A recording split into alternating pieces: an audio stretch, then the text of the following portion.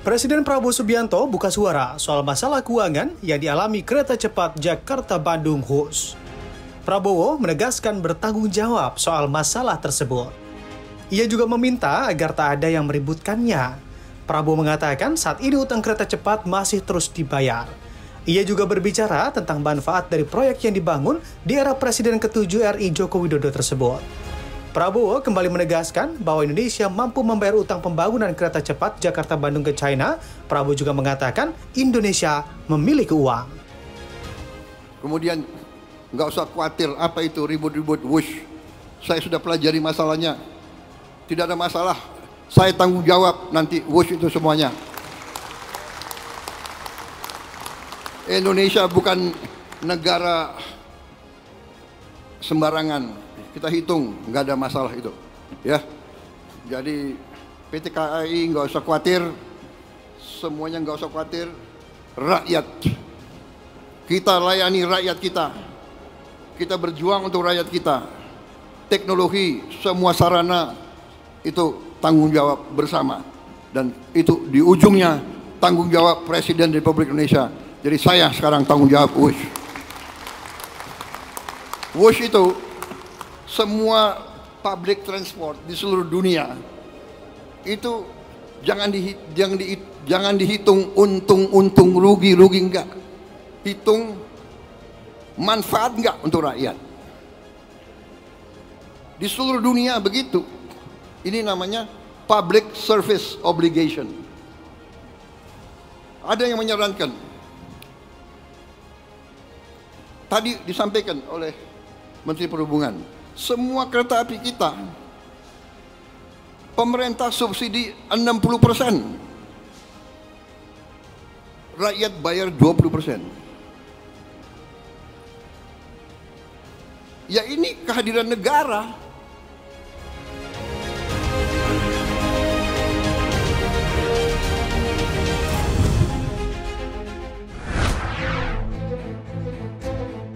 Satuan Tugas Penanganan Kerawanan Bahaya Radiasi Radionuklida CS137 dan masyarakat berisiko terdampak Satgas CS137 memastikan tidak ada penutupan kawasan Pelabuhan Tanjung Perak, Surabaya, Jawa Timur selama penanganan kapal membawa pulang cengkih RI diduga terkontaminasi radioaktif cesium-137 dari Amerika Serikat.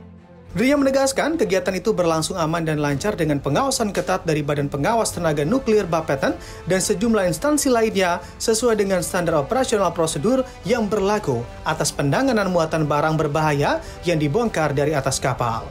Seperti diketahui, pengembalian cengkih ini menyusul temuan Otoritas Pengawas Obat dan Makanan Amerika Serikat FDA menemukan kontaminasi CS137 pada cengkih asal Indonesia milik PT Natural Java Spice PT NJS.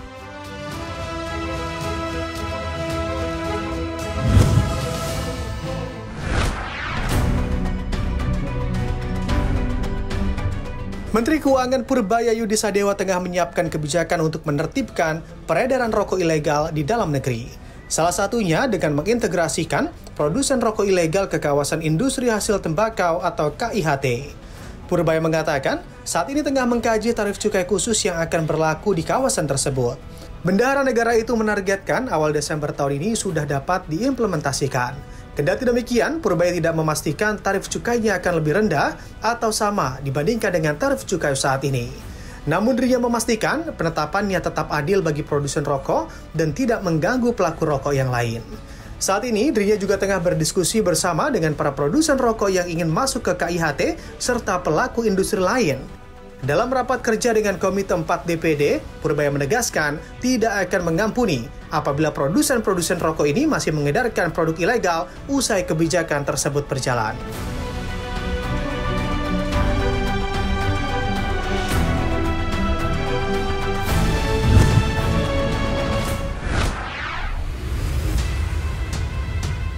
Penyaluran fasilitas likuiditas pembiayaan perumahan atau FLPP alias subsidi rumah baru dilaporkan mencapai 213.630 unit rumah senilai Rp26,51 triliun per 3 November 2025. Realisasi ini baru 61,03% dari target 350.000 unit rumah yang ditetapkan pemerintah sepanjang 2025. Angka tersebut dikontribusikan oleh 39 bank penyalur, 7.638 pengembang dari 22 asosiasi perumahan yang tersebar di 398 kabupaten kota di 33 provinsi. Kontribusi terbesar masih berasal dari BTN dengan 104.326 unit rumah atau 48,83%, disusul BTN Syariah 44.434 unit atau 20,79%, BRI 22.709 unit atau 10,63%, BNI 10.052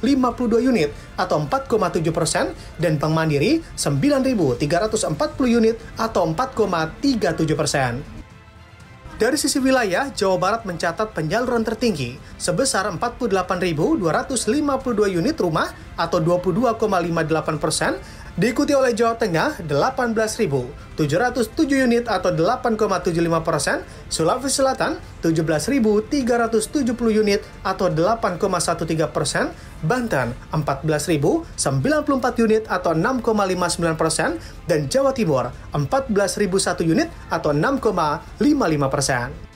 Sementara itu, Bekasi menjadi kabupaten dengan penyerapan FLPP tertinggi sebanyak 10.992 unit rumah atau 5,14%, disusul oleh Kabupaten Bogor 8.086 unit rumah atau 3,78%, Kabupaten Tangerang 6.304 unit atau 2,95%, disusul Kabupaten Karawang 5.508 unit atau 2,57%, dan Kota Kendari 5.116 unit atau 2,39% rupiah.